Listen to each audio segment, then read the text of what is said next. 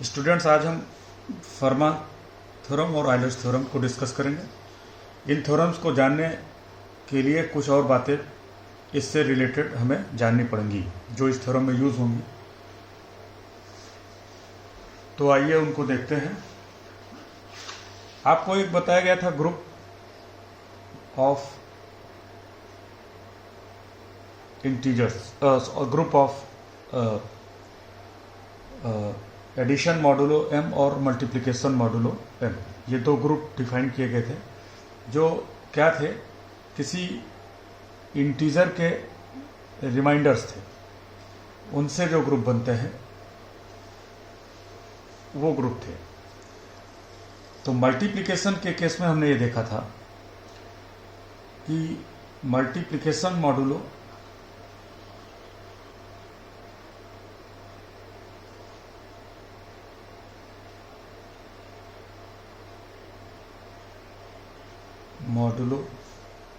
P, ये group देखा था जिसमें क्या था कि पी अगर कोई prime number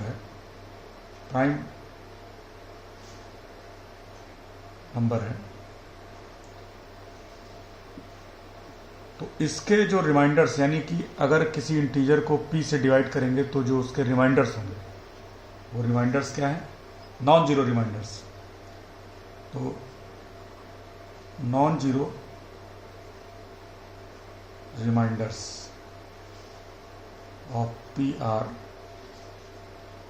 1 2 3 up to p minus 1, ये p के नॉन जीरो रिमाइंडर्स हैं।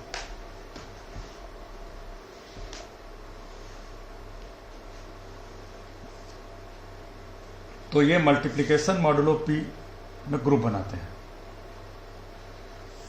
यानी कि इन इंटीजर्स को मल्टीप्लाई करेंगे, ये कंपोजिशन होगा, यानी बाइनरी ऑपरेशन मल्टीप्लिकेशन का होगा।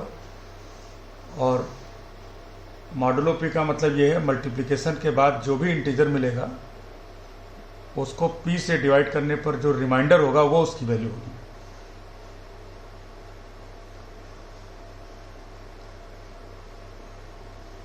तो ये ग्रुप बनाता है, ये हम लोगों ने देखा था। इस रिजल्ट्स को थोड़ा जनरलाइज करते हैं।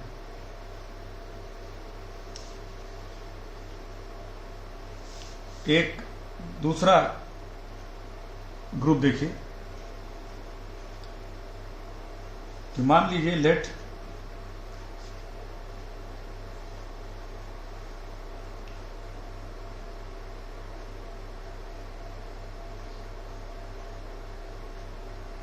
us consider set of all non-zero integers, positive integers, non-zero positive integers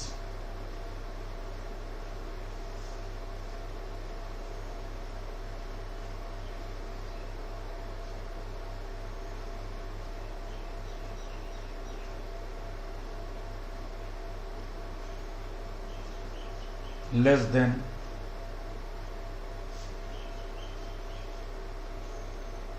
n एक पॉजिटिव इंटीजर है,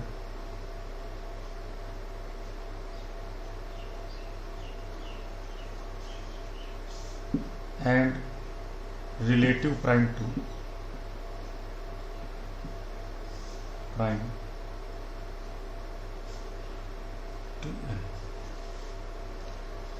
तो n के रिलेटिवली प्राइम जितने भी इंटीजर होंगे उनका सेट। Let us consider set of all non zero positive integers less than n and relatively prime to n। इसको ऐसे भी कह सकते हैं कि set of all integers which are remainder of n and relatively prime to n। जैसे यहां पे क्या है, ये सब p के रिमाइंडर है, यानी किसी इंटीजर को जब p से डिवाइड करेंगे तो यही रिमाइंडर मिलेंगे, नॉन जीरो रिमाइंडर्स यही मिलेंगे। तो यहां p हमने प्राइम नंबर लिया था, p प्राइम के बजाय कोई भी पॉजिटिव इंटीजर ले लीजिए तो जो उसके रिमाइंडर्स होंगे वो 0 से लेकर के n-1 तक होंगे। उसमें से हम नॉन जीरो रिमाइंडर ले रहे हैं जो कि n के रिलेटिवली प्राइम है। n प्राइम नंबर नहीं है, n कोई भी नंबर है। अब हम रिमाइंडर्स वो ले रहे हैं जो n से रिलेटिवली प्राइम है, यानी n के रिलेटिवली प्राइम है।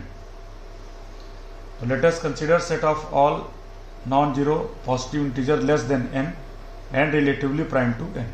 तो n से कम जो भी होंगे या छोटे जो भी होंगे वो रिमाइंडर ही होंगे। तो आप चाहे ऐसे लिखिए कि non zero positive integer less than n, या लिखिए नॉन जीरो रिमाइंडर्स, एक ही बात है। तो ये सेट देखिए, सेट जी में क्या है, इसमें वो इंटीजर्स हैं r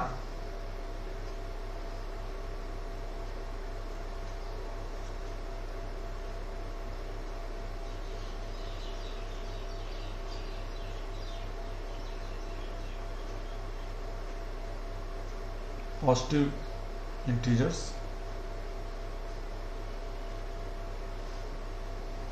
such that r is greater than 0 and less than n.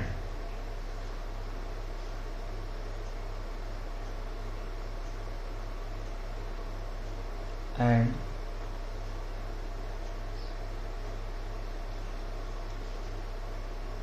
GCD of r and n is 1, यानी n के रिलेटिवली प्राइम हो गए।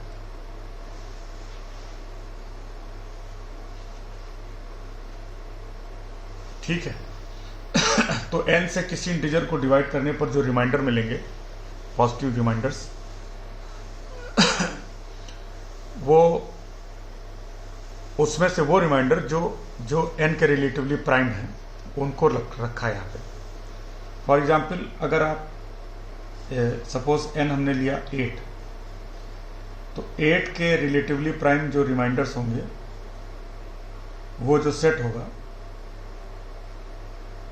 वो सेट होगा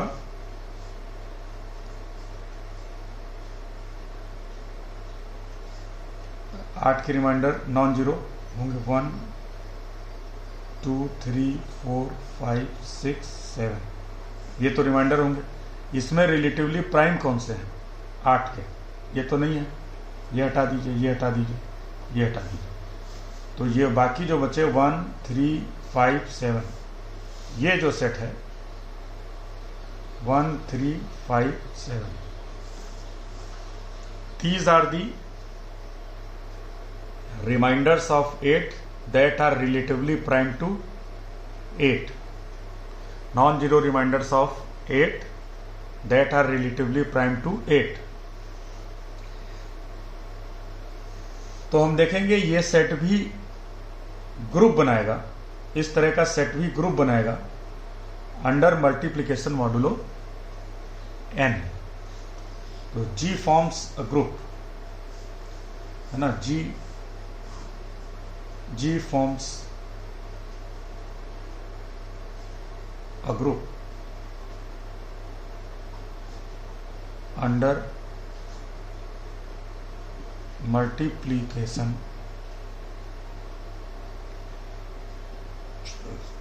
modulo n। तो n के वो नॉन जीरो रिमाइंडर जो n के रिलेटिवली प्राइम है वह भी ग्रुप बनाएंगे। जाहिर सी बात है, अगर n प्राइम नंबर होगा तो n से छोटे जितने भी नॉन जीरो रिमाइंडर होंगे वो सारे ही इसके रिलेटिवली प्राइम होंगे, यानी प्राइम नंबर के केस में ये सारे ही रिलेटिवली प्राइम होंगे p के। लेकिन इन जनरल किसी इंटीजर के रिलेटिवली प्राइम उसके सारे इंटीजर नहीं होंगे, तो जो रिलेटिवली प्राइम है वो भी ग्रुप बनाएंगे उसी ऑपरेशन के तहत, जैसे कि ये बनाता है। इसको हम प्रूव कर सकते हैं, और इसका प्रूफ बिल्कुल वैसे ही होगा जैसे प्राइम नंबर के लिए है। ये हम पहले देख चुके हैं प्रूफ। तो इसका प्रूफ भी वही है जो यहाँ था प्राइम के लिए, तो उस प्रूफ में नहीं जा रहा। ये रिजल्ट जानिए कि set of all such remainders forms a group under multiplication modulo.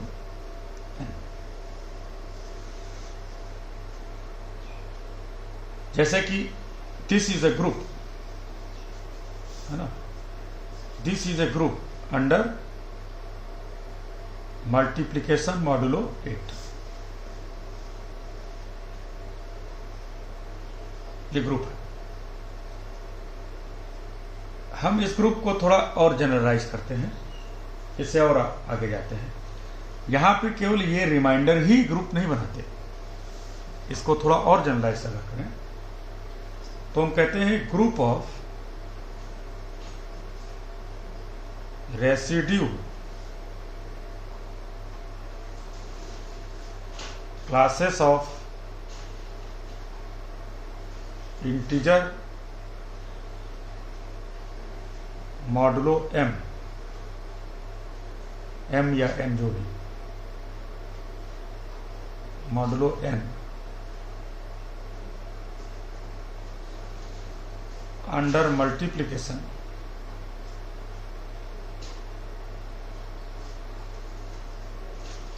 Forms a group. Set of forms a group. Set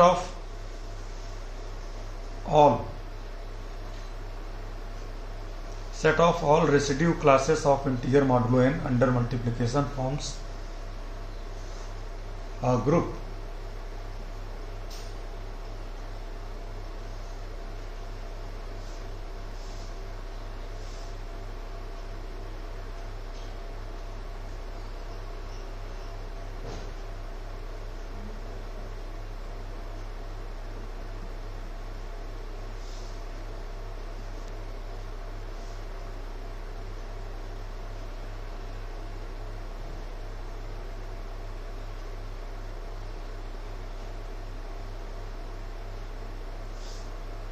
यहाँ और चीज ढूंढनी पड़ेगी, which are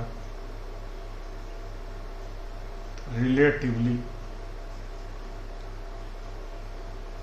prime to n।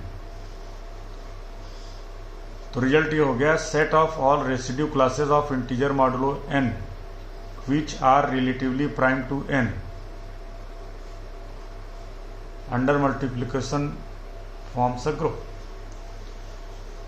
For example अगर हम इसकी बात करें,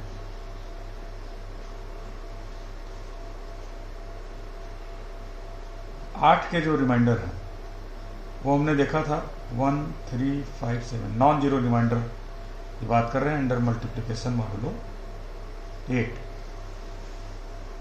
ये ग्रुप बनाएगा, 1 इसका आइडेंटिटी होगा। यहां पे बात खाली इसी की नहीं है,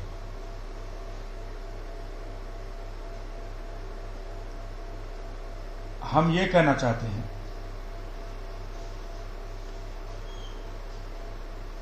कि 1 एक क्लास है,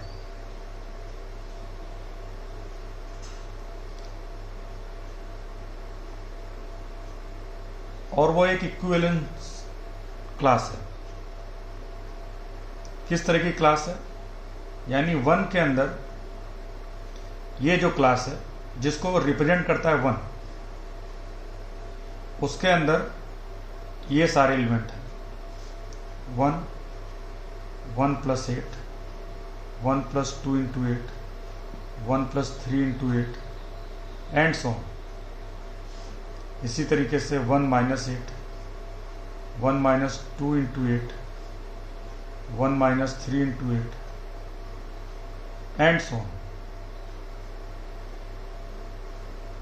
एंड सो। इसमें क्या आएगा? 1 9 17 -7 -15 एंड सो। ये इनफाइनाइट इसमें इंटीजर्स हैं। लेकिन इनकी प्रॉपर्टी ये है कि जब इनको 8 से डिवाइड करेंगे तो इंटीजर 1 आएगा, रिमाइंडर 1 आएगा। इन सभी को जब 8 से डिवाइड किया जाएगा तो रिमाइंडर 1 आएगा। 9 को 8 से डिवाइड करिए, रिमाइंडर 1 आएगा। 17 को डिवाइड करिए, रिमाइंडर 1 है। -7 को 8 से डिवाइड करने पर रिमाइंडर 1 आएगा। क्या मतलब ये है? अब आप कहेंगे -7 डिवाइड ही नहीं होगा।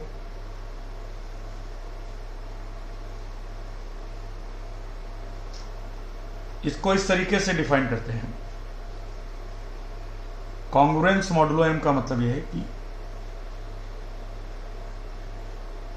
A is congruent to B modulo m।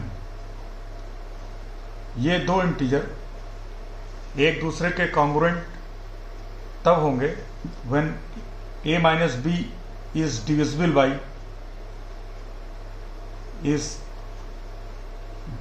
By m, जब ये m से डिवाइड हो जाए।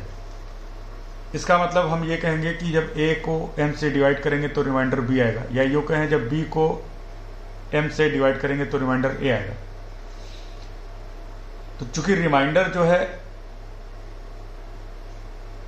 0 से लेके m-1 तक हो सकता है, तो रिमाइंडर की जब बात करेंगे तब तो वो हम 0 से लेके m-1 तक की बात करेंगे, और जब नॉन जीरो की रिमाइंडर की बात करेंगे तो 1 से लेके m-1 तक की बात करेंगे।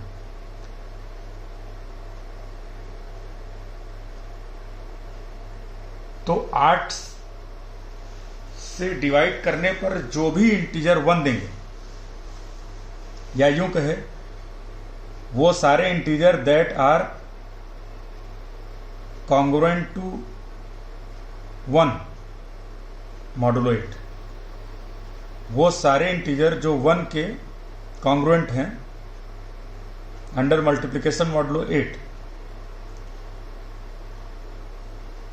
That are in this class, वो सब इस क्लास में है, इस सेट में है।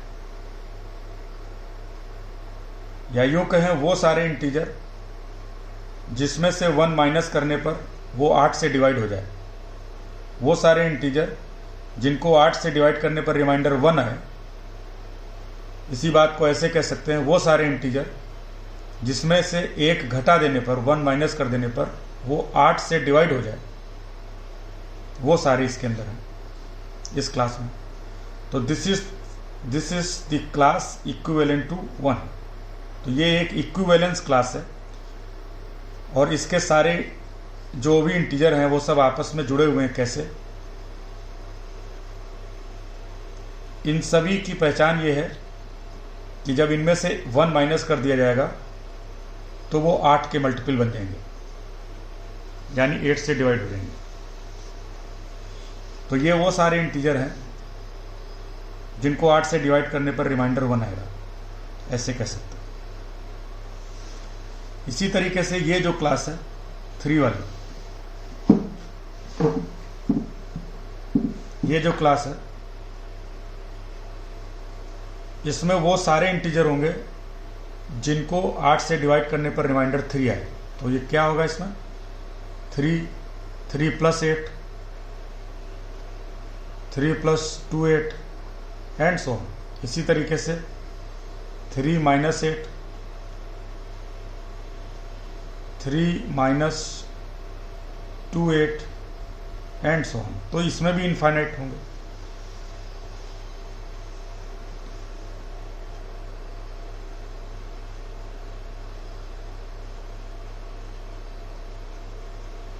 ठीक है, जो भी बने। ऐसे ही ये एक क्लास है और ये एक क्लास है। तो ये सारी क्लासेस कैसी हैं? इसमें वो सारे इंटीजर हैं जिनको 8 से डिवाइड करने पर रिमाइंडर 1 आए, यहाँ रिमाइंडर 3 आएगा, यहाँ 5 आएगा, यहाँ 7 आएगा। तो यहाँ पर तो हमने केवल रिमाइंडर्स का सेट लिया था, तो हम रिमाइंडर्स का सेट लेने के बजाय उनकी क्लास ले सकते हैं पूरी। तो इस तरीके से अगर हम ये क्लास लें जिसकी अभी हमने बात की कि set of all residue classes, तो रेसिड्यू क्लासेस क्या है? रेसिड्यू माने रिमाइंडर, रिमाइंडर की classes, set of all residue classes of integer modulo n which are relatively prime to N under multiplication forms a group. तो जैसे अगर हम n 8 लें तो ये जो क्लास है, दिस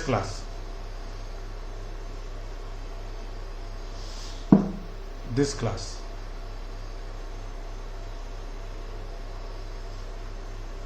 आठ के वो रिमाइंडर जो 8 से रिलेटिवली प्राइम है उनकी क्लास ले लिया।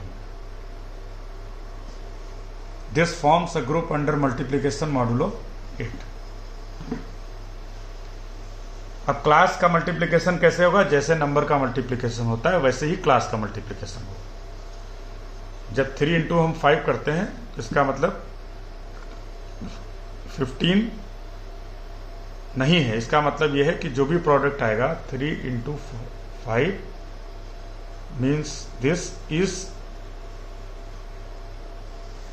8 को डिवाइड करने पर रिमाइंडर क्या आएगा?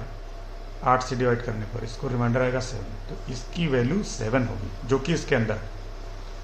तो इसी तरीके से इस क्लास का कोई भी नंबर 3 की क्लास में जो भी है, मान लीजिए कि हमने लिया 11 और इसकी क्लास में कोई भी है 5 के बाद 13 मान लीजिए, तो ये जब मल्टीप्लाई होगा तो इसका जो मल्टीप्लिकेशन होगा, ये जो भी इंटीजर आएगा उसको 8 से डिवाइड करेंगे, जो भी रिमाइंडर आएगा वो हमें देखना है। तो आप देख सकते हैं ये हो गया हमारा 1। अब इसको 8 से जब डिवाइड करिएगा तो आएगा 6 63 7, यहाँ पर भी 7 ही है। तो रिमाइंडर जो भी आएगा उसको लेते हैं, तो वो इस क्लास का में जाएगा।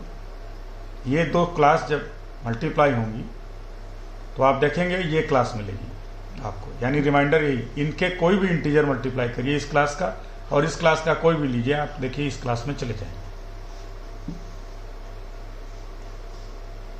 तो ये जो है ग्रुप बनाता है इस तरीके से। हम इस ग्रुप की बात कर रहे थे, तो इसको जनरलाइज कैसे करेंगे? ऐसे कि set of all residue classes of any integer. और कौन सी क्लासेस लेनी है? वो जो कि n के रिलेटिवली प्राइम है, वो ग्रुप बनाएंगी अंडर मल्टीप्लिकेशन मॉडुलो n। तो if G is a set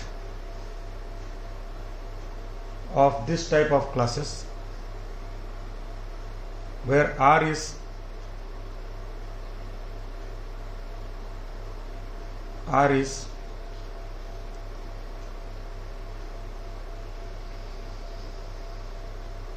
remainder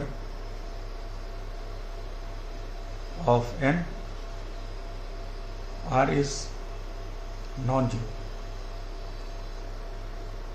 non-zero remainder of n, and GCD of R and n is 1।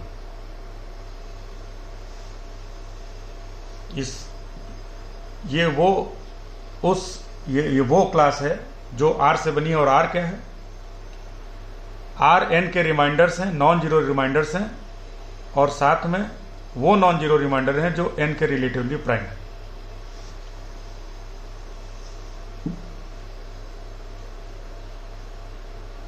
G is a group under multiplication modulo n। अब हम इसका order भी जानना चाहते हैं कि ऑर्डर क्या है। ऑर्डर ऑफ G यानी इसके अंदर कितने एलिमेंट हैं। क्लास की बात करें तो कितनी क्लासेस हैं, इसका ऑर्डर क्या होगा?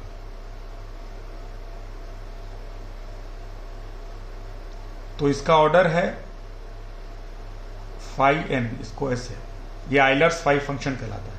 phi n is Euler's phi function. तो किसी पॉजिटिव इंटीजर के लिए फाई एन की वैल्यू क्या होगी?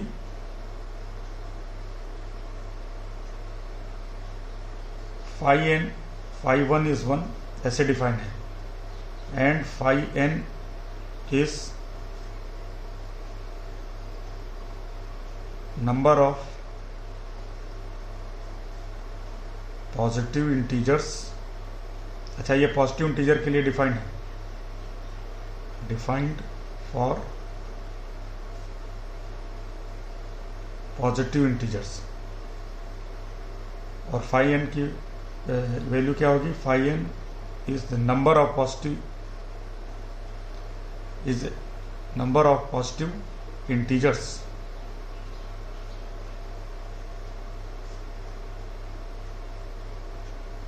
relatively prime to n less than n and relatively prime to n के रिलेटिवली प्राइम और n से छोटे जितने भी इंटीजर बनेंगे वही संख्या है। जैसे कि 8 के लिए ये क्या होगी? अभी हमने देखा था 4। क्यों? इससे रिलेटिवली प्राइम, 8 के रिलेटिवली प्राइम और 8 से छोटे कितने इंटीजर हैं? 1, 3, 5, 7। ये क्या होगा? 6 से छोटे और 6 के रिलेटिवली प्राइम कितने इंटीजर हैं? 1 और 5। तो ये इसकी वैल्यू 2 होगी, है ना? 1 और 5, और यहाँ पे 1, 3, 5, 7। ठीक है। और फाई वन की वैल्यू जैसा बताया गया कि ऑलरेडी डिफाइंड है, फाई वन इज 1। अब मान लीजिए फाई 11 लेते हैं, तो 11 चूंकि प्राइम नंबर है तो इससे छोटे जो भी इंटीजर्स हैं वो सब इसके रिलेटिवली प्राइम है, तो इसकी वैल्यू तो 10 हो जाएगी। या इन जनरल कहें कि प्राइम है, अगर p इज प्राइम तो दिस इज p माइनस 1 से लेके p माइनस 1 तक सारे इसके अंदर आ जाएंगे इफ p इज प्राइम।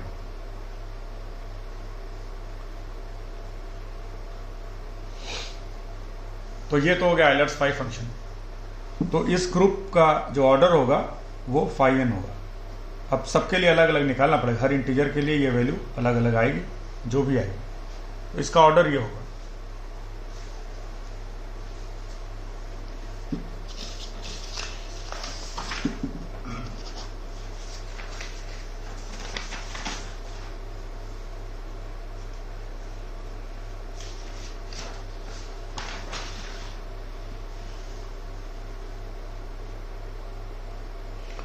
अब हम इसमें एक रिजल्ट और जानना चाहते हैं। वो रिजल्ट ये है, लैग्रैंज थ्योरम ये थी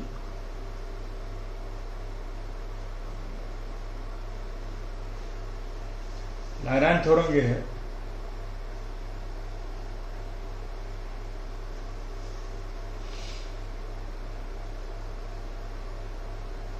कि अगर H G का कोई सबग्रुप है then order of H divide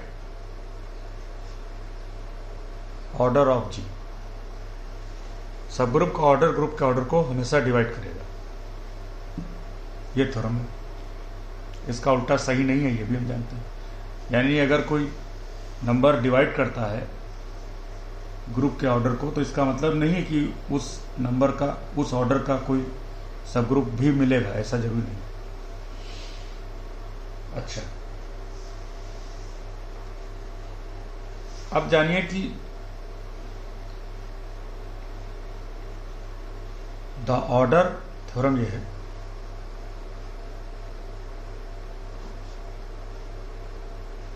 the order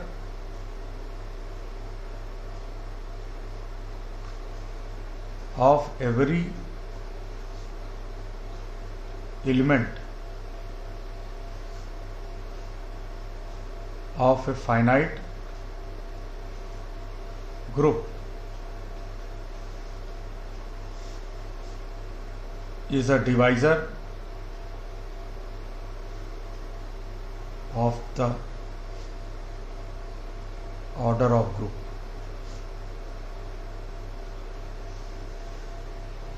यानी कि if A belongs to any group, then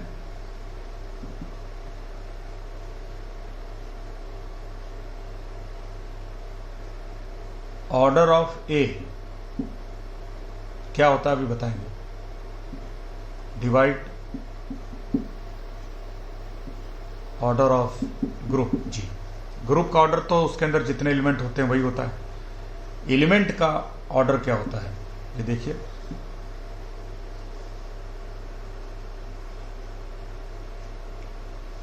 order of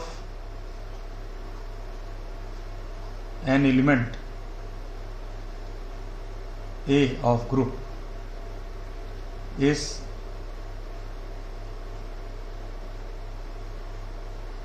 a least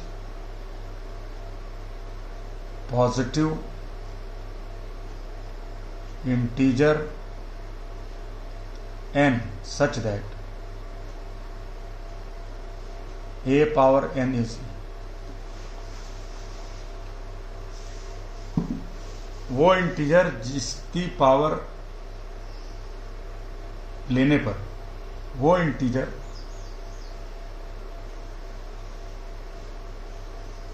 जो ए की पावर करने पर आइडेंटिटी दे दे वही उसका ऑर्डर होगा. तो अगर n आइडेंटिटी देता है तो 2n 3n 4n ये सब दे देंगे. तो हमें यह देखना है जो सबसे छोटा पॉजिटिव इंटीजर पावर हो वही उसका ऑर्डर होगा. जैसे कि अगर हम लेते हैं एक फाइनाइट ग्रुप, मान लीजिए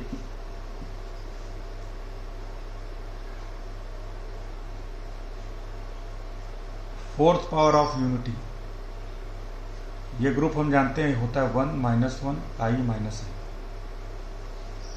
अंडर मल्टीप्लिकेशन ये ग्रुप बनाता है.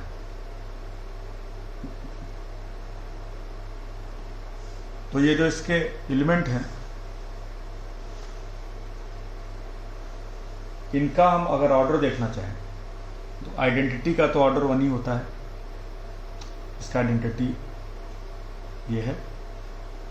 इसकी पावर 1 करने पर आइडेंटिटी मिल जाएगा. तो आइडेंटिटी एलिमेंट का हमेशा ऑर्डर 1 हो. दूसरे पे आइए -1. इसकी पावर 2 करने पे आइडेंटिटी मिल जाएगा 1.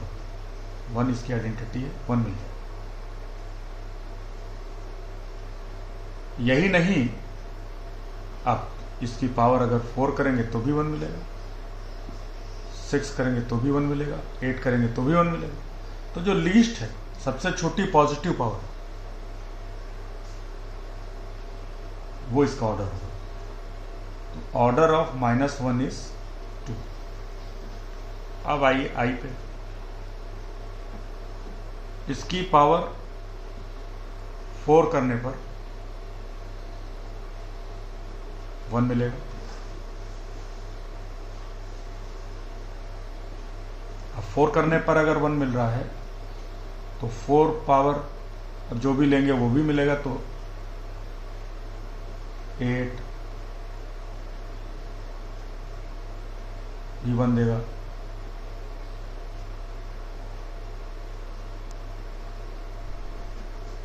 8 भी 1 देगा.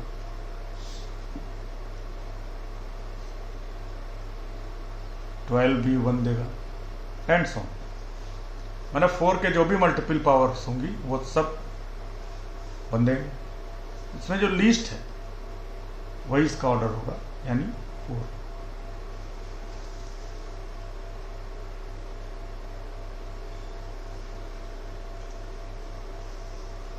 तो 1 का ऑर्डर 2 है, i का ऑर्डर -1 का ऑर्डर 2 है, i का ऑर्डर 4.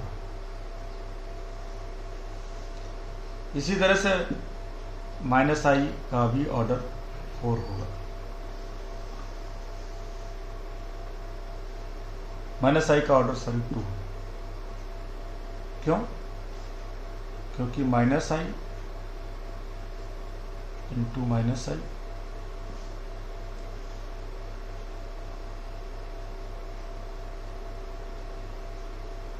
फोर ही होगा,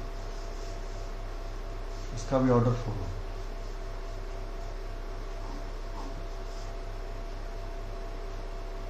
ठीक है, 4 होगा।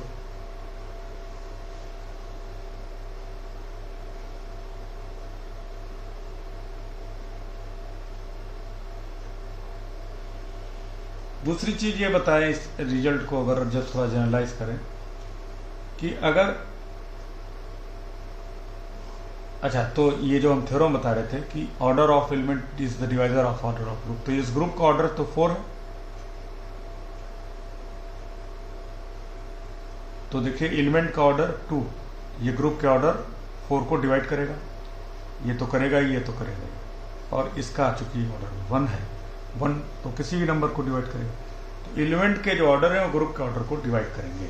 ये चाहे फाइनाइट ग्रुप पे लागू होगा क्योंकि इनफाइनाइट ग्रुप का तो ऑर्डर इनफाइनाइट होगा, तो वहां तो ये बात का कोई मतलब ही नहीं है। तो ये थ्योरम जो है ये फाइनाइट ग्रुप के लिए है।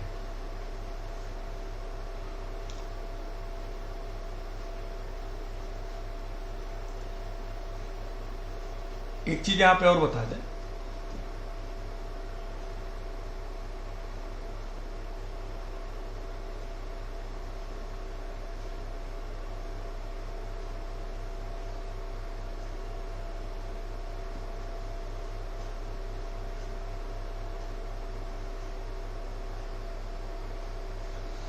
कि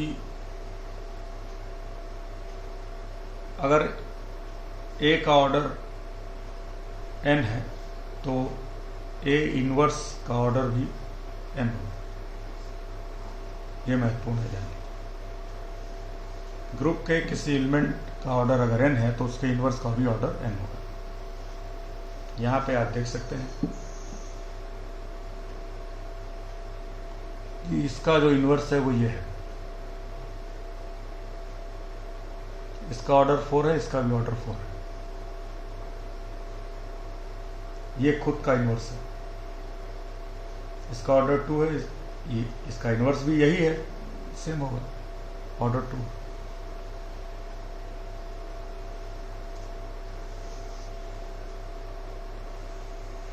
तो थ्योरम ये चल रही थी कि किसी ग्रुप, फाइनाइट ग्रुप का कोई एलिमेंट का ऑर्डर उस ग्रुप के ऑर्डर को डिवाइड करेगा। तो ये एग्जाम्पल से तो यहां दिख रहा है। थ्योरम को अगर आप प्रूव करना चाहेंगे तो प्रूव भी बहुत आसान है। इस तरीके से प्रूव हो जाएगा कि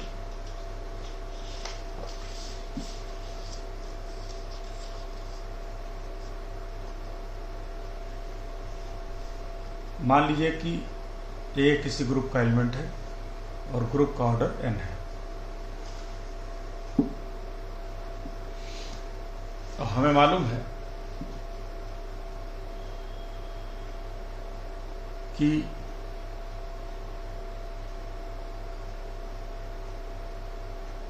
set of all powers of A belonging to integer is a subgroup of,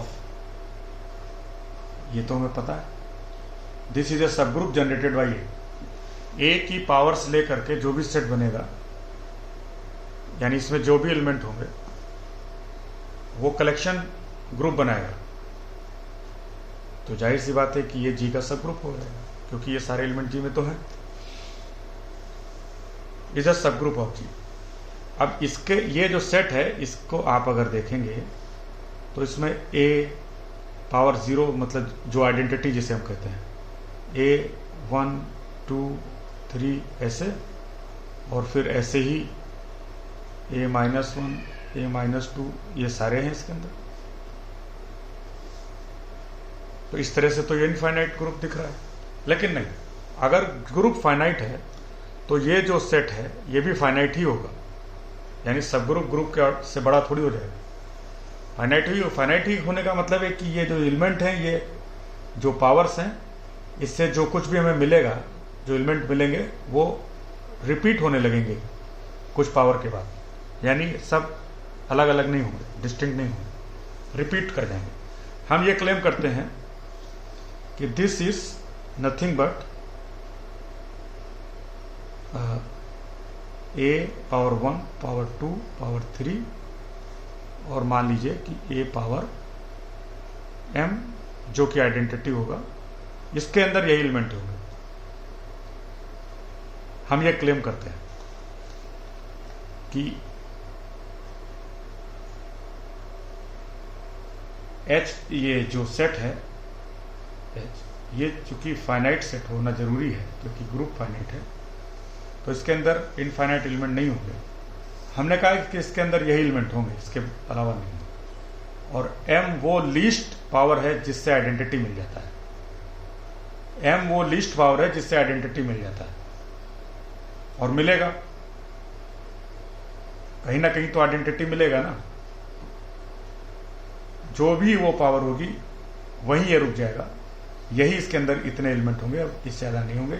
it means order of H is m also same as order of A का जो ऑर्डर होगा वही H का ऑर्डर होगा। A की जो पावर आइडेंटिटी दे देगी उतने ही एलिमेंट होंगे इसके अंदर।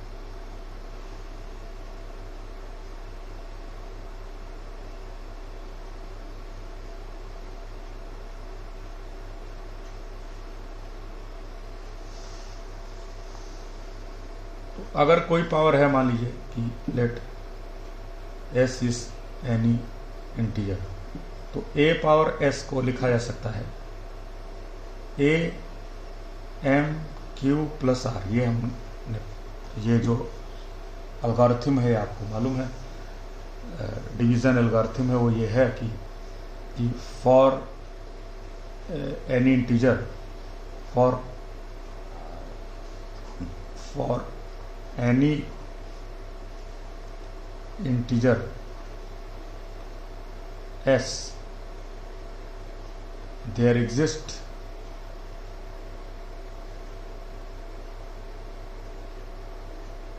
integer q and r for any integer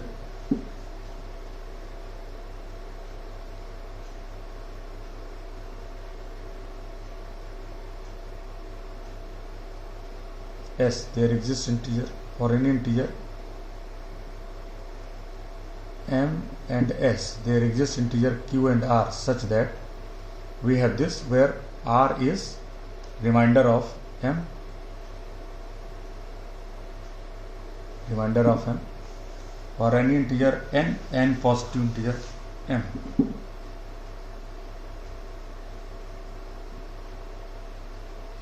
m यहाँ एक पॉजिटिव इंटीजर होगा,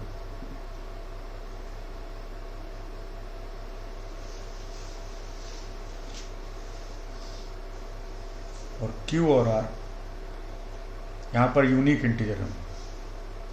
there exist unique integers Q and R such that, और Q जो है यहाँ पे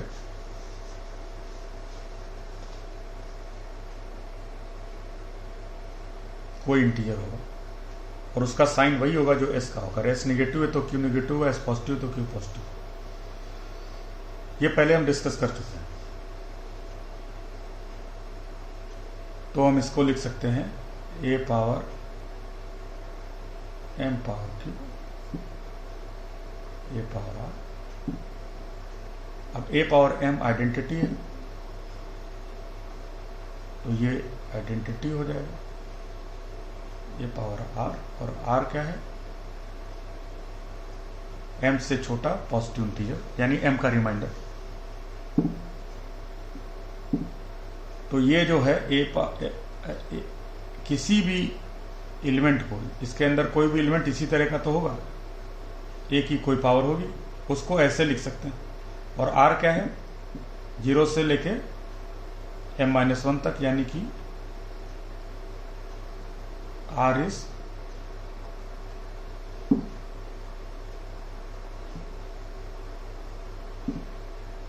कोई भी इंटीजर इन्हीं में से कोई होगा, कोई भी इसका एलिमेंट इन्हीं में से कोई होगा, इसमें से, यानी ये कौन से हैं, a power 0, a power 1, a power 2, a power m-1, a power 0 माने आइडेंटिटी, या यही a पावर m होगा। तो कोई भी जो एलिमेंट है, this is nothing but identity.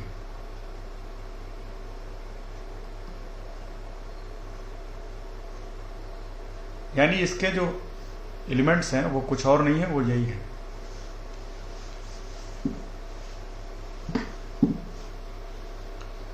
तो G अगर फाइनाइट ग्रुप है तो H भी फाइनाइट होगा, और जिस एलिमेंट से वो जनरेट हुआ है उसका जो ऑर्डर है वही ग्रुप का, सब ग्रुप का ऑर्डर होगा।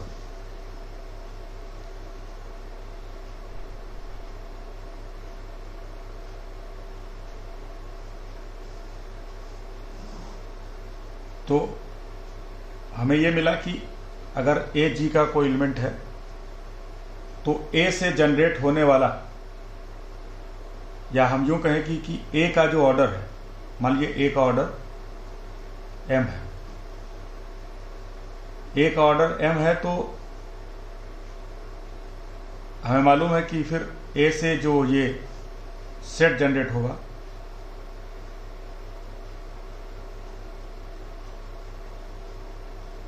इसका ऑर्डर भी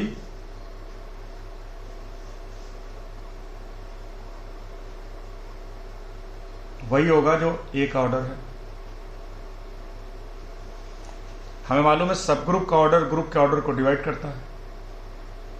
इसका मतलब एलिमेंट का ऑर्डर ग्रुप के ऑर्डर को डिवाइड करेगा, क्योंकि सब ग्रुप का ऑर्डर वही है जो कि इसका ऑर्डर है। तो इस तरीके से ये प्रूव हो गया कि order of A divides order of G। तो फाइनाइट ग्रुप के किसी भी एलिमेंट का ऑर्डर फाइनाइट होगा और वो ग्रुप के ऑर्डर को डिवाइड करेगा।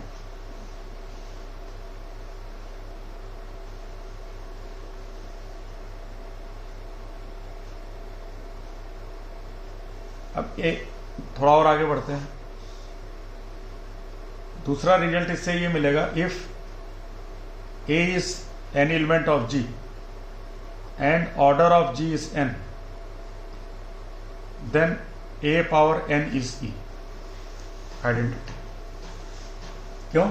ये तो ऑब्वियस है, because late order of A is m, then m divides n, it implies n is km, है ना। so A power n is A power km is equal to A power this is E।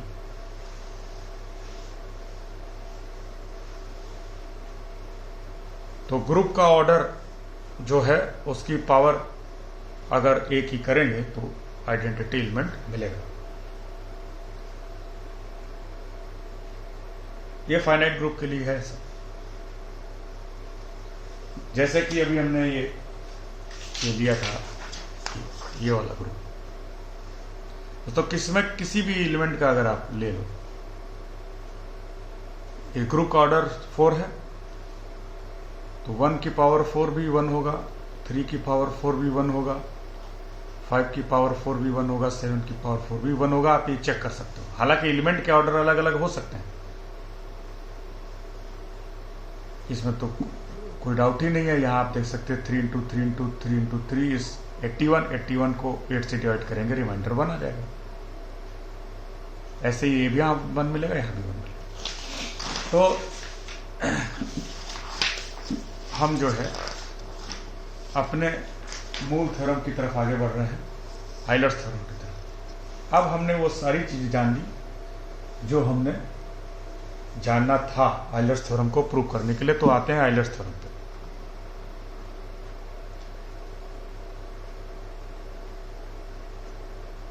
Euler's theorem पे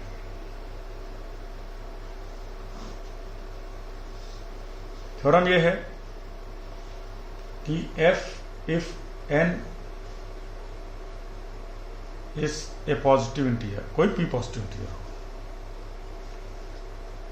if n is a positive integer and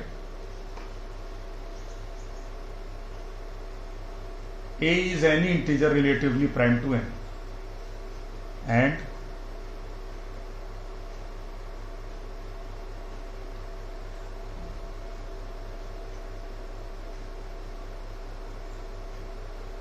is any integer relatively prime to n, then a power phi n Euler's phi function है n के लिए। तो n के जितने भी relatively prime integers होंगे जो कि n से छोटे होंगे उनकी संख्या है। a की अगर वो पावर करें तो this is congruent to 1 modulo n। इसका मतलब ये हुआ कि अगर इस नंबर को, ये एक इंटीजर है, ये पॉजिटिव नेगेटिव कुछ भी हो सकता है, ध्यान रखिए। a is any integer relatively prime to n, ये पॉजिटिव भी हो सकता है, ये नेगेटिव भी हो सकता है। इसकी पावर अगर ये किया जाए, ये तो हमेशा पॉजिटिव होगा। तो जो भी नंबर बनेगा, जो भी इंटीजर बनेगा, that is congruent to 1 modulo n, यानी कि इस नंबर से को अगर n से डिवाइड करेंगे तो रिमाइंडर 1 आएगा। इस नंबर को अगर n से डिवाइड करेंगे तो रिमाइंडर 1 आएगा। या यूं कहें, इस नंबर में 1 माइनस करेंगे तो वो n से डिवाइड हो जाएगा, n से डिविजिबल होगा। ये थ्योरम है ना, वेयर फाई n इज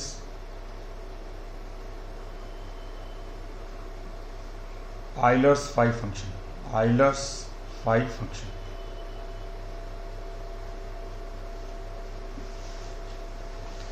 इसका प्रूफ देखते हैं।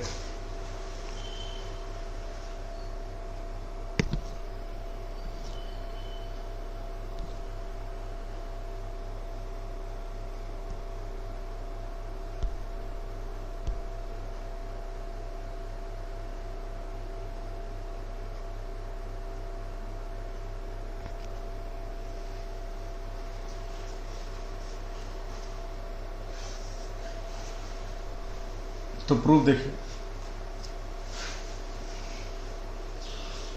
अब हमने वो सारी बातें जान ली जो प्रूफ के लिए जरूरी थी। प्रूफ आसान हो जाएगा समझने के लिए। प्रूफ ये है, देखिए,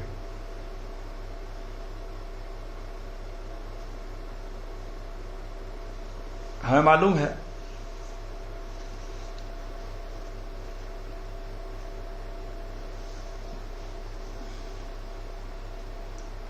set ji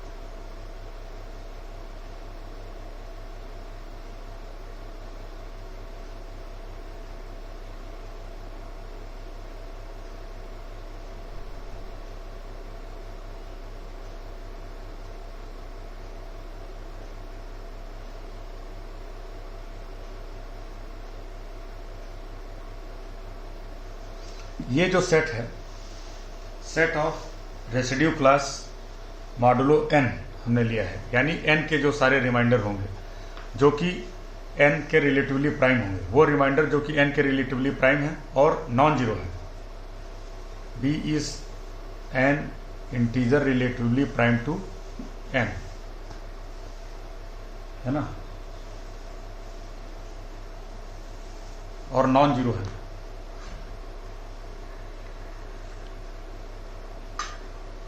b is a non-zero integer relatively prime to n। उससे ये जो क्लास बनी है, यानी कि ये जो क्लास है उसमें सब वो सारे रिमाइंडर होंगे जो b के इक्विवेलेंट है, यानी कि जिनका रिमाइंडर b आएगा, n से डिवाइड करने पर जिनका रिमाइंडर b आएगा, वो सारे इंटीजर इसके अंदर है ना। तो इस तरह की क्लासेस जब हम लेते हैं तो वो ग्रुप बनाते ही हम देख चुके हैं। उसका ऑर्डर क्या होता है?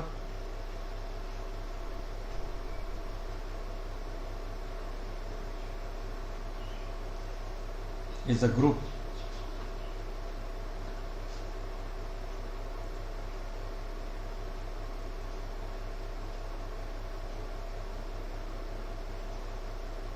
This is a group under multiplication modulo multiplication of residue classes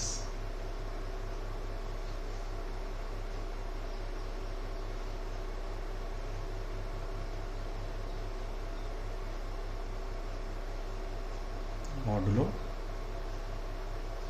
n।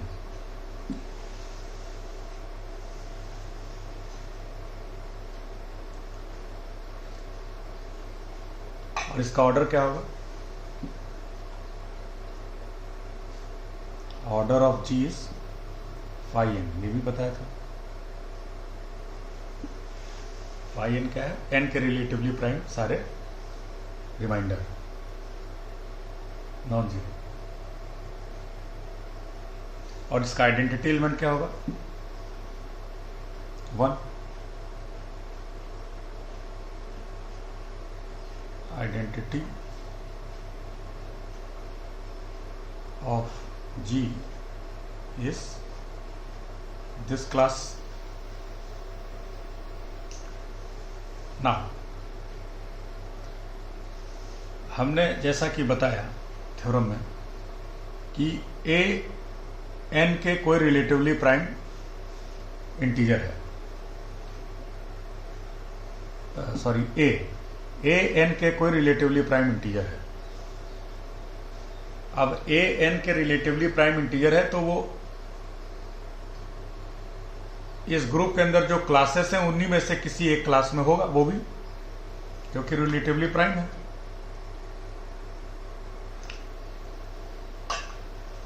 अगर वो n से छोटा होगा तो वो तो रिमाइंडर हो जाएगा, और n से बड़ा होगा तो वो उस क्लास में होगा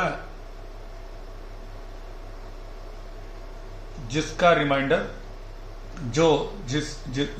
जिसका रिप्रेजेंटेटिव वो रिमाइंडर होगा जिसको n से डिवाइड करने पर जो भी मिलेगा। कहने का मतलब ये है कि अगर ये हमने क्लास लिया था 8 के रिमाइंडर से, तो हम अगर 8 के रिलेटिव प्राइम इंटीजर्स अगर हमें लेने हैं तो अगर 8 से छोटे हैं वो तो वो यही हो जाएंगे, या तो वो 1, 3, 5, 7 होंगे या कुछ और होंगे। कुछ और अगर होंगे यानी मान लीजिए कि 8 से बड़े होते हैं, 8 से बड़े वाले में मान लीजिए 9 है, तो 9 अगर है तो इस क्लास में आएगा, वो इसके अंदर है 9। अगर वो 11 है तो 11 का मतलब है 8 से डिवाइड करने पर रिमाइंडर 3, तो वो इस क्लास के अंदर होगा। इसी तरह से नेगेटिव भी हो सकता है, मान लीजिए -23 है तो -23 को 8 से डिवाइड करने पर रिमाइंडर 1 आएगा, यानी कि इसमें 1 घटाएंगे तो वो 8 से डिवाइड हो जाएगा, तो वो इस क्लास में होगा, यानी -23 इसके अंदर है।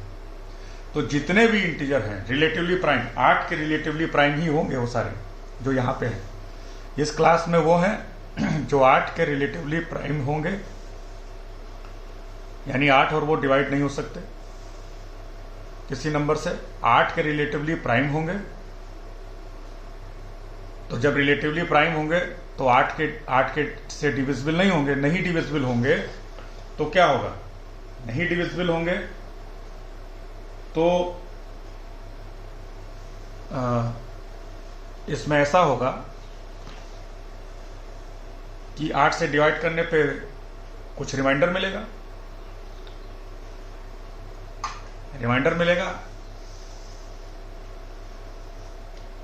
तो वो रिमाइंडर 1 से लेकर के 7 तक कुछ भी हो सकते हैं। हमें वो रिमाइंडर चाहिए, हमें वो इंटीजर चाहिए जो रिलेटिवली प्राइम है। रिलेटिवली प्राइम वाले ये हैं सारे। तो जो भी इंटीजर होगा वो इन्हीं में से किसी ना किसी क्लास में बिलोंग करेगा, यानी उसको डिवाइड करेंगे तो रिमाइंडर या 1 होगा या 3 होगा या 5 होगा या 7। ऐसे ही हमने लिए हैं। बाकी और भी इंटीजर हैं जिसको डिवाइड करने पर रिमाइंडर 2 भी आ सकता है, मान लीजिए 10 है, लेकिन हमें ये लेना नहीं है, हमें वही लेना है जो ऐसे रिमाइंडर देगा जो 8 के रिलेटिवली प्राइम है। तो those integers which are relatively prime to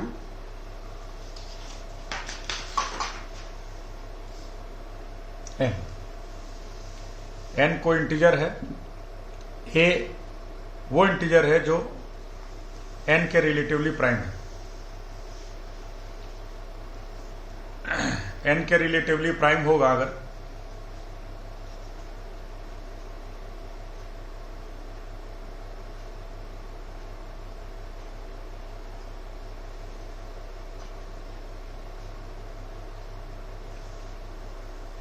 तो वो इन्हीं क्लास में से किसी न किसी में बिलोंग करेगा।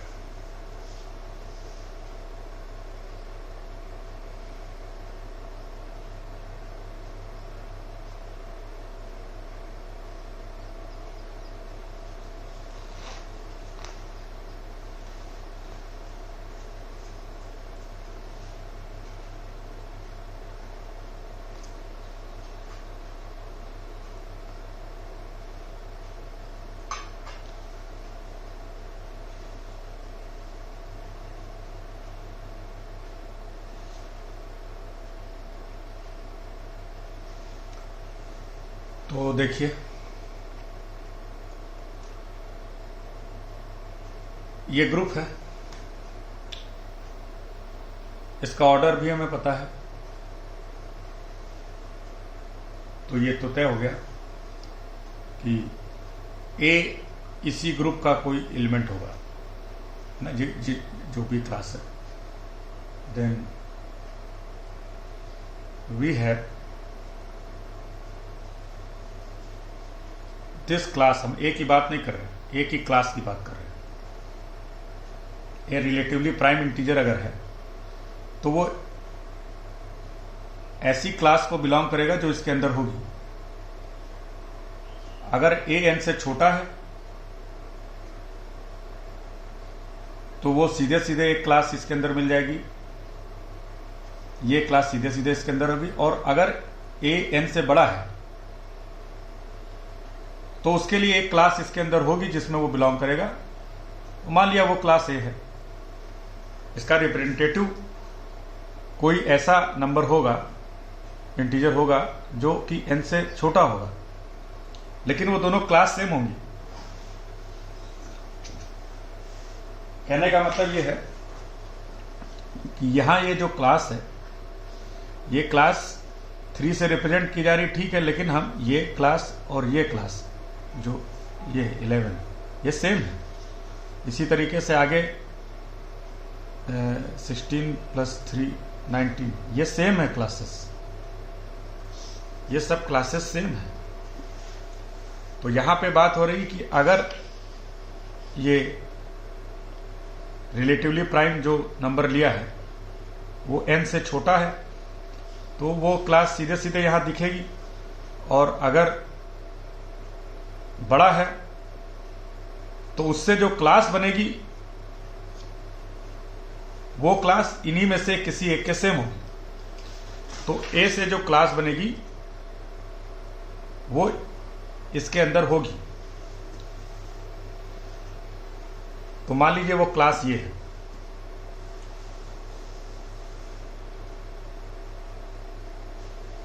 यानी a को n से डिवाइड करने पर जो रिमाइंडर है वो इस क्लास के अंदर होगा। तो किसी क्लास के सारे एलिमेंट उस क्लास को रिप्रेजेंट करेंगे, तो ये इसका एक एलिमेंट होगा इस ग्रुप का। तो ये चूंकि इस ग्रुप का एलिमेंट है,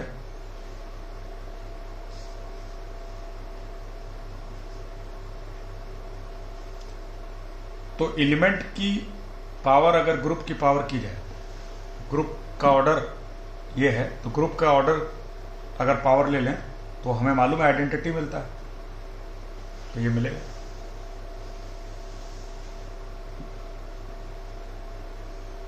इसका क्या मतलब हुआ? This is order of G actually, है ना, ग्रुप का ऑर्डर है ये, इसलिए ऐसा होगा।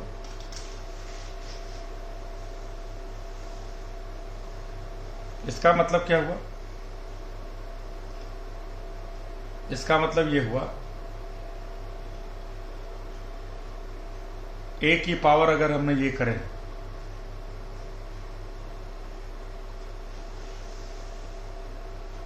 क्लास की पावर करने का मतलब उसके जो एलिमेंट है उनकी पावर करना। तो ये क्या देगा? ये जो भी नंबर आएगा उसको जब n से डिवाइड करेंगे तो रिमाइंडर क्या आना चाहिए? 1। ये एलिमेंट की ये पावर करने पर जो एलिमेंट ग्रुप का मिलेगा वो ये है, यानी रिमाइंडर 1। तो इस नंबर की पावर ये करने पर जो नंबर मिलेगा उसको जब n से डिवाइड करेंगे तो रिमाइंडर 1 आएगा। इसका ये मतलब है। इट मीन्स रिमाइंडर 1 आएगा। ये इसके बराबर एक्चुअली नहीं होगा, ये रिमाइंडर 1 आएगा। इसका मतलब इससे हमें ऐसे लिखना चाहिए, this is congruent to 1 modulo n, यानी कि इस नंबर को n से डिवाइड करने पर रिमाइंडर 1 है। इसका ये मतलब, यही हमें प्रूव करना था।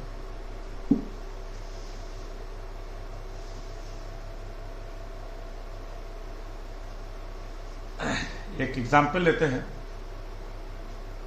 थ्योरम को समझने के लिए।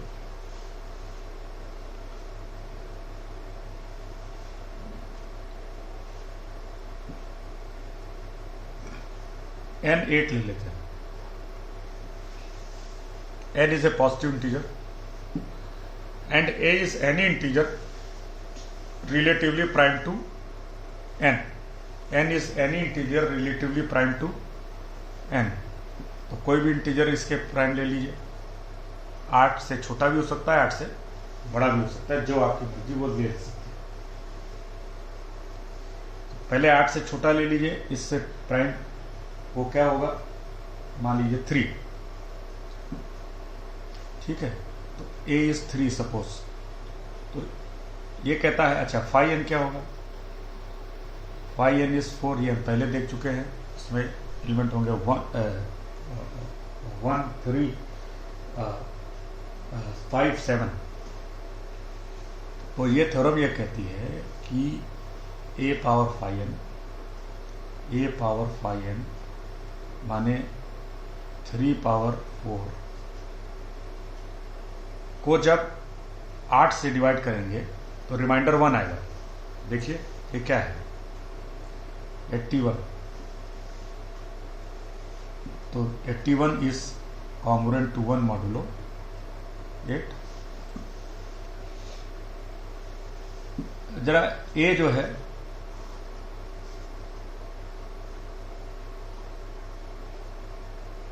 आठ से बड़ा ले लीजिए। 8 से बड़ा लेकिन 8 के रिलेटिवली प्राइम, 25 ले लीजिए। थ्योरम ये कहती है कि a पावर 5n 8 ये जो भी नंबर होगा इसको जब 8 से डिवाइड करेंगे तो रिमाइंडर 1 आएगा, this is congruent to 1 modulo 8। यही नहीं और कोई भी बड़ा नंबर ले सकते हैं आप।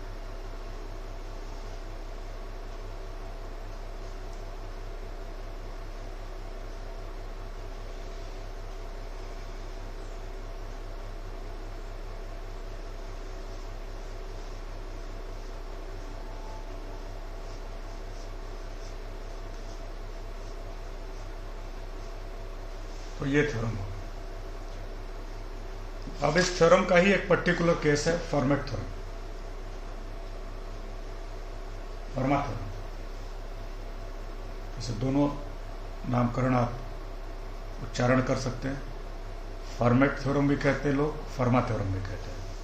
अलग अलग यूरोपियन और इंडियन प्रोनाउंसिएशन है इसका। ये थ्योरम ये है कि if P is a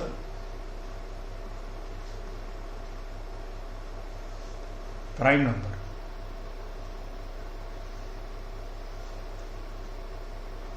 and A is any integer, A is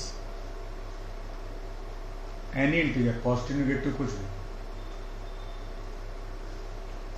A is any integer, then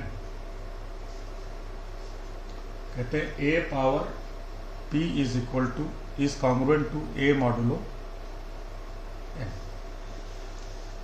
a power p is congruent to a modulo n, और इसको ऐसे भी लिखते हैं p माइनस 1, दोनों तरफ a से डिवाइड हो जाएगा, is congruent to 1 modulo n, है ना। इसका मतलब यह है कि this minus a is divisible by n, इसका मतलब यह है कि this minus 1 is divisible by n। बात एक ही है।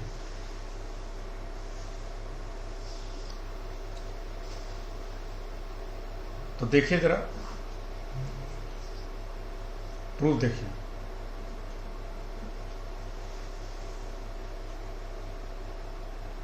जो भी पिछला रिजल्ट हमने देखा है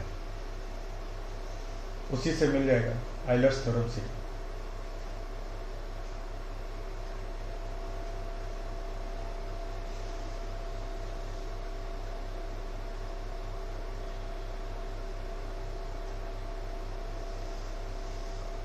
अगर p प्राइम नंबर होगा तो ऐसे फॉर प्राइम p 5p क्या होता है, p माइनस 1। तो जो आइलर्स थ्योरम है उससे क्या मिलेगा? अच्छा, जब p प्राइम नंबर होगा तो कोई भी इंटीजर उसके रिलेटिवली प्राइम होगा ही होगा। पिछली थ्योरम थी उसमें था कि n कोई इंटीजर है और a इसके रिलेटिवली प्राइम है, और अगर n प्राइम नंबर हो जाए तो हर नंबर उसके रिलेटिवली प्राइम ही होगा, खुद को छोड़ के, यानी p खुद ना हो। For prime p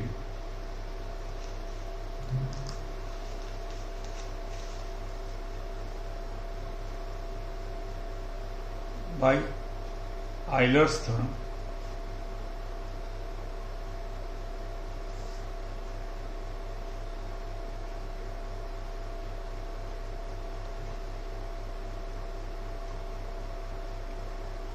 for any integer a, we have a power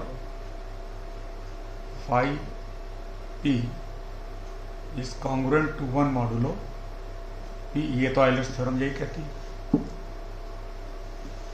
कि n अगर कोई इंटीजर है, a उसका रिलेटिवली प्राइम इंटीजर है, तो ऐसा होगा। तो यहाँ n की जगह p प्राइम नंबर ही है, तो प्राइम के हर इंटीजर रिलेटिवली प्राइम ही होगा। इसकी वैल्यू होती है ये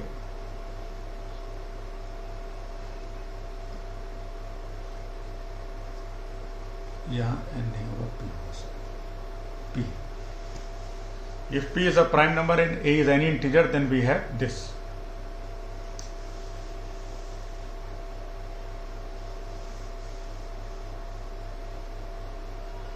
अब इसमें a से दोनों तरफ मल्टीप्लाई कर लीजिए तो यही मिल जाएगा रिजल्ट।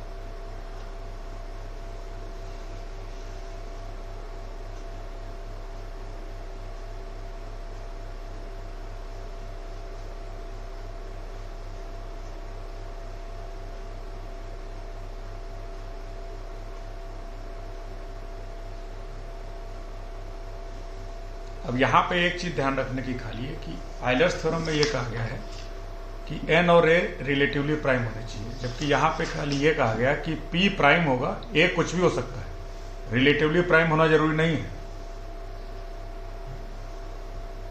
वो बात अलग है कि अगर a p से छोटा होगा तो रिलेटिवली प्राइम हो ही जाएगा, लेकिन a अगर p से बड़ा होगा तो दोनों ही सिचुएशंस हो सकती हैं, रिलेटिवली प्राइम हो या ना हो।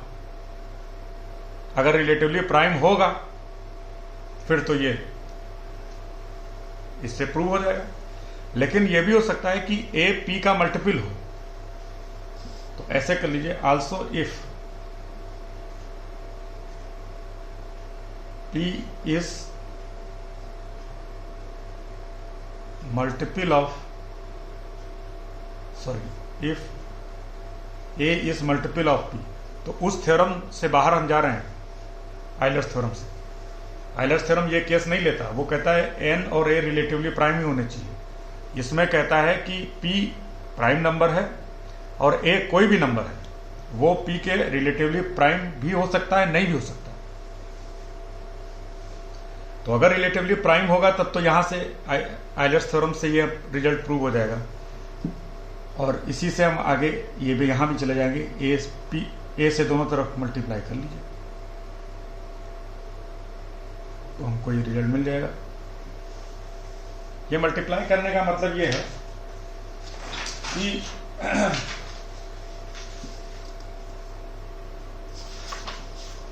यहां पे इसका मतलब ये है मल्टीप्लिकेशन का, ये इसका मतलब ये है this is divisible by p। ये p इसको डिवाइड करता है, अगर p इसको डिवाइड करता है तो p इसको भी करेगा, कोई दिक्कत नहीं है।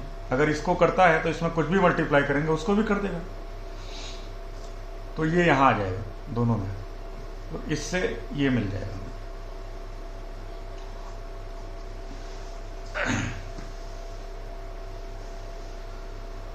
हाँ, अब ये केस आइए कि जब a p का मल्टीपल होगा, तो मल्टीपल होगा तो बहुत आसान है।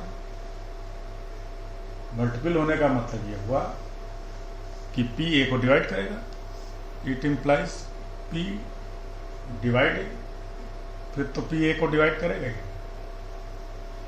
p a को डिवाइड करेगा तो p a की किसी पावर को भी डिवाइड कर देगा।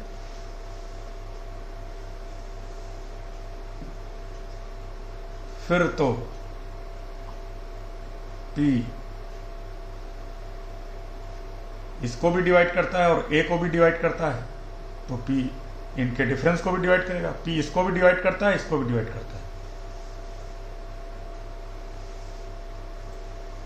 इसका क्या मतलब हो गया कि p डिवाइड्स दिस मीन्स कि इसको जब p से डिवाइड करेंगे तो रिमाइंडर a आएगा।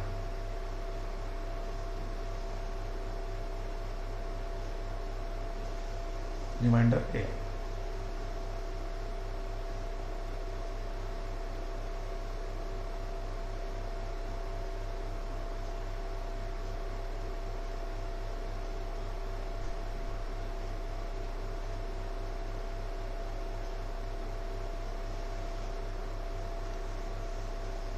तो ये रिजल्ट, अच्छा इससे ये ध्यान रखिए कि इससे ये रिजल्ट नहीं मिलेगा।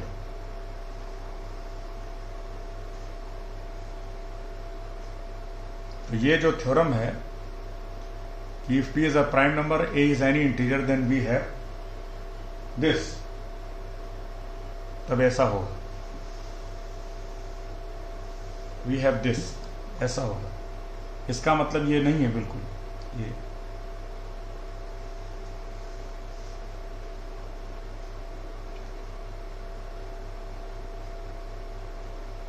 तो ये वाला रिजल्ट तो यहां से भी मिलेगा, यहां से भी मिलेगा, लेकिन ये वाला रिजल्ट आपके पास यहां से तो है लेकिन यहां से नहीं है। ठीक है, ये वाला रिजल्ट जो है वो इस केस के लिए तो है,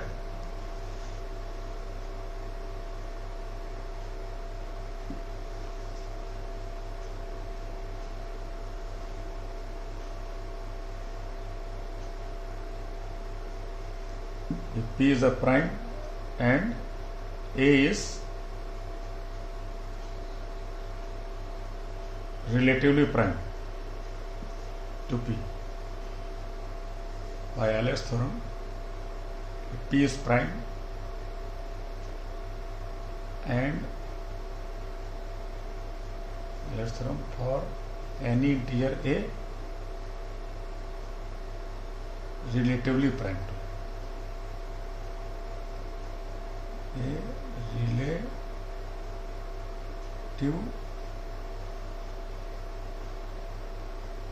prime to p।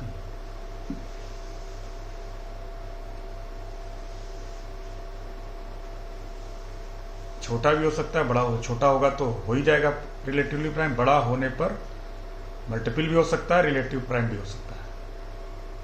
तो p कोई प्राइम नंबर है, a कोई नंबर जो रिलेटिवली प्राइम है, तो ये रिजल्ट मिल जाएगा।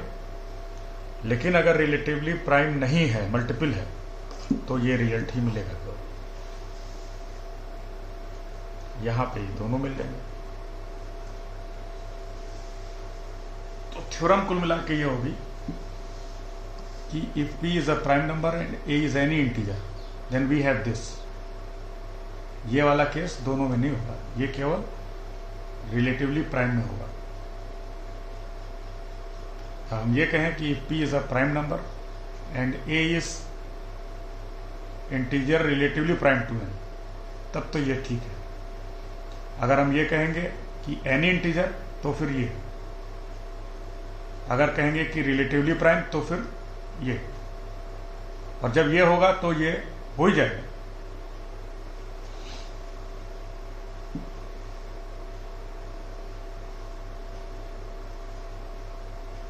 लेकिन ये वाला केस दोनों में नहीं मिलेगा। ये केस केवल मिलता है जब रिलेटिवली प्राइम है, और जब रिलेटिवली प्राइम नहीं है तो फिर ये केस मिलेगा, ये नहीं मिलेगा।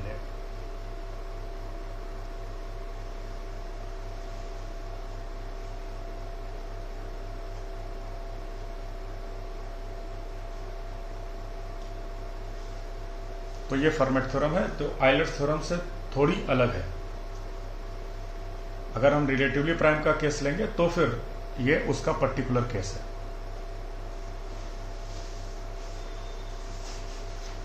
तो ये हो गया आपका आयलर्स थ्योरम और फर्मेट थ्योरम। Thank you.